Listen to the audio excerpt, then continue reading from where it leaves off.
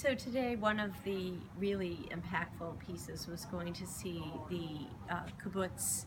on the edge of Lebanon, and so impactful as a visual to be in the kibbutz where there's life and love and children playing, and then see the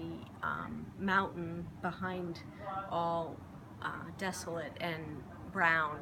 that's Lebanon, and then to walk into the orchard and have the Lebanon border be right there. And it just really spoke to me about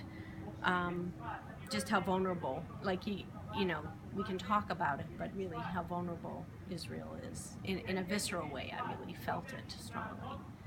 I'll say that for now. Why don't you say what you want to say? Yeah, I mean, today was a day where we got to see the Lebanon border and the Syrian border, and got to hear stories of what it's like to live on both of those borders and fight in the wars, um, fight in the war, and then the young kids that are defending the border right now. And it was very impactful actually seeing the human beings that are dealing with the fear and the determination to stop uh, the country from being invaded, or uh, people coming over the border to hurt their families, and um, having 20 something kids ourselves. Our kids are a little bit older than the young guys that we met, who were probably more 19 to 23, I think. Just thought a lot about what it would be like if our kids, when they graduated from high school, had to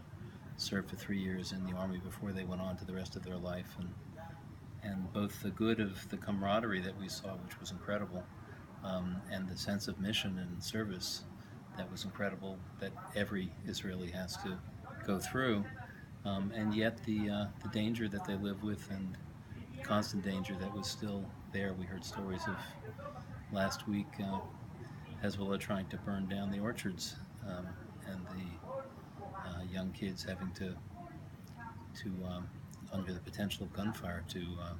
try to put out the fires and water down the orchards to prevent the crops from burning. Um,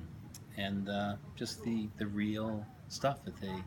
live with, that we just don't have to worry about living in the U.S. So it made me appreciate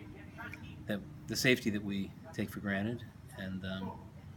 yet all the spirit of camaraderie and togetherness that results from their living with danger.